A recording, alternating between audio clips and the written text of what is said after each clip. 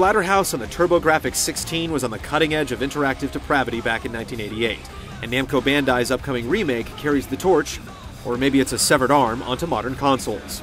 With Saw 3D hitting theaters and fellow Carnage King Mortal Kombat returning to consoles, the gates are wide open for a violent rebirth. And it's going to be bloody. Disgusting! It begins with the brutal murder of a normal, even mild-mannered dude named Rick. His girlfriend Jennifer is then stolen away by a demented doctor for some sort of unspeakable sacrifice. Fortunately, an ancient living mask glues itself to Rick's face, transforming him into a hulking fiend capable of inflicting horrific acts of violence upon the creatures that stand between him and his girl.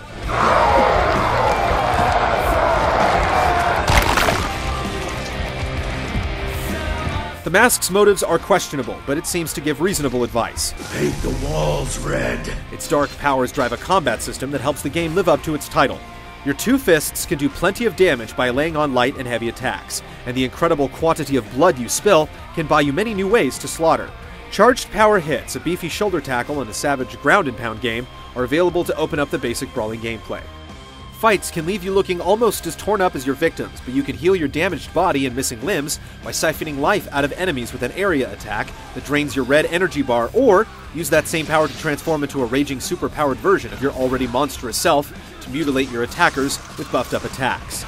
If you need to fill up on fluids, picking on a weakened enemy to initiate a splatter kill will spill plenty of it.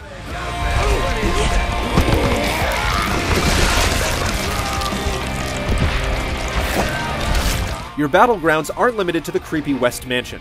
Rick will find himself hopping through portals in order to find new faces to bash, save his girlfriend, and maybe even save the world from a potentially nightmarish fate.